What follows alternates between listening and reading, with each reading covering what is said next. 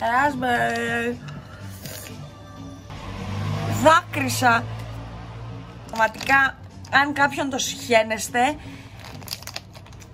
αν κάποιον τον αντιπαθείτε, τον μισείτε, δεν ξέρω τι, μπορείτε να του κεράσετε μία καραμελίτσα, δύο. A few moments later. Θέλω σήμερα να δοκιμάσουμε μαζί. Εγώ δηλαδή θα δοκιμάσω, εσείς θα βλέπετε, δοκιμάζω εγώ, αλλά μαζί θα το κάνουμε όλο αυτό. Γίνεται χαμός, χαμός. Game over sour, fair flavors, school candy.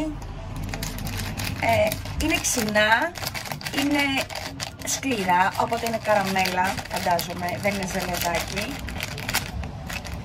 Και πάμε να το δοκιμάσουμε.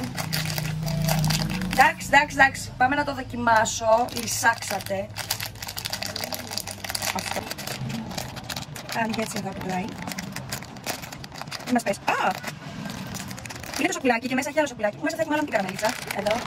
Και είναι αυτό. Αυτή είναι εδώ η καραμέλα. Γενικά δεν μου αρέσουν τα ξινά. Ξέρω ότι όλη η γενιά αυτή είναι η ξινή γενιά. Λοιπόν, και ανοίγουμε. Είναι σε νεκροκεφαλή. Το βλέπετε. Ωραία, βλέπεις ότι θα φάμε.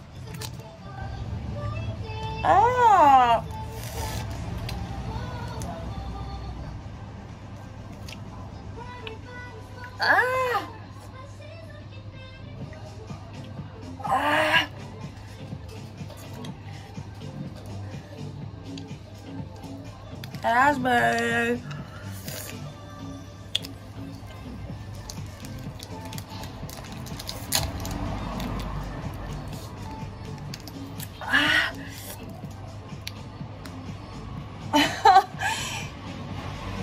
Δάκρυσα.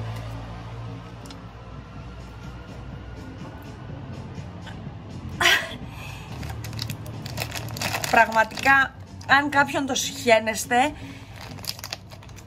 αν κάποιον τον αντιπαθείτε, τον μισείτε, δεν ξέρω τι, μπορείτε να του κεράσετε μία καραμελίτσα, δύο.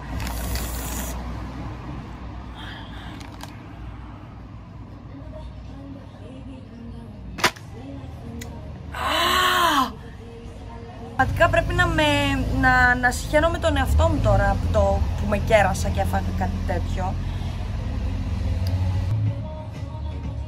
Anyway.